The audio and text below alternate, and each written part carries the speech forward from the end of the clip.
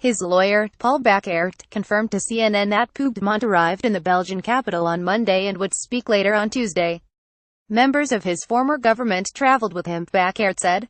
Puigdemont arrived in Brussels the same day that Chief Prosecutor José Manuel Maza said he would seek charges of rebellion, sedition and misuse of public funds against the ousted leader and several members of his former government. The charge of rebellion carries a maximum jail term of 30 years. Spain has endured a month-long political firestorm since Catalonia held an independence referendum on October 1. The dispute came to a head on Friday last week, when the Catalan parliament declared unilateral independence, prompting Madrid to sack the region's government and impose direct rule. Belgium's Secretary of State and Immigration Theo Franken suggested last week that an asylum application from Puigdemont and any other Catalan leader would be considered fairly, in comments that have caused a rift in Belgium's government.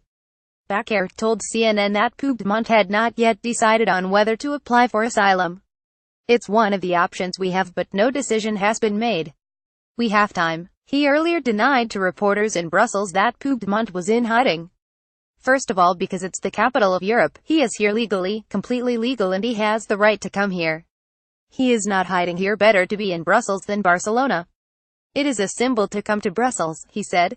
Speculation over Puigdemont's whereabouts arose Monday, when Madrid's control of the region began in earnest, after he did not show up to a party meeting in Barcelona.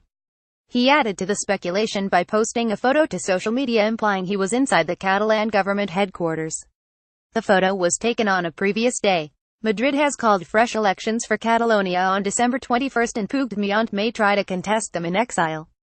Senior officials in Madrid had claimed that Puigdemont could run in the election, but at the same time quipped that he would likely be charged at the time for rebellion, or could even be in prison. Before the state prosecutor spoke of charges against Puigdemont, the ousted leader appeared defiant, saying he still intended to build an independent country and wanted Catalans to oppose Madrid's rule in a democratic, peaceful fashion.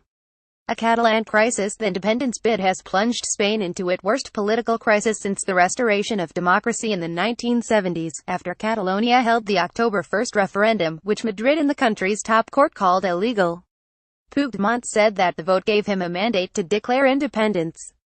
Some 90% voted in favor of independence in the disputed referendum earlier this month, but turnout was only 43%. It has also been deeply divisive. Hundreds of thousands of people have protested in Barcelona both for and against independence.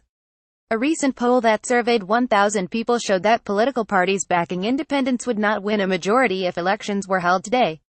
Pro-independence parties would get 61 to 65 seats in the region's parliament, short of a majority in the 135-seat assembly, the Sigma Dos poll suggests.